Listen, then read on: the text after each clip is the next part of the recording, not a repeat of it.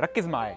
لو قدرت تجاوب على الاسئله اللي جايه دي فممكن اديلك 45000 جنيه. تقدر تقول لي ايه هي الماده المظلمه؟ طب تقدر تشرح لي يعني ايه تشابك كمي؟ طب اخيرا تقدر تشرح لي يعني ايه قانون اوم؟ الحقيقه لو انت عارف اجابه واحده منهم او حتى تعرف معلومات تانية في المجالات العلميه المختلفه وتقدر تشرحها بشكل ترفيهي ممتع في فيديو صغير، فبالتالي دي فرصتك عشان تشارك في مسابقه ما وراء الكون لتبسيط العلوم، واللي جوائزها بتوصل ل 45000 جنيه. سواء بتدرس فيزياء او هندسه او حتى لسه طالب في ثانوي، فلو الفيديو ده وصل لك فغالبا عشان انت مهتم بعلوم الفيزياء او الفلك. بس ليه تخلي الشغف ده مقتصر على نفسك بس؟ شارك معانا دلوقتي وورينا قدرتك على شرح معلومه من المجال بتاعك لغير المتخصصين عشان تقدر تنشر العلم لناس اكتر. المسابقه دي هتقدر تخليك تستغل فتره دراستك في تطوير مهاراتك البحثيه وقدرتك على صياغتها بشكل مبسط. وغير انك لو تاهلت المرحله الاخيره هتقدم عرض علمي قدام الجمهور ولجنه التحكيم على المسرح، وده هيدربك على مهاره الالقاء وانك تكسر حاجز الكلام قدام الجمهور، وده بالمناسبه من اهم السكيلز اللي اي طالب ممكن يكتسبها. المسابقه متقسمه لثلاث مراحل. اول مرحله وهي الريلز او الفيديوهات القصيره، وده بانك تعمل فيديو لا يتعدى الدقيقه تشرح فيها معلومات علميه بشكل مبسط.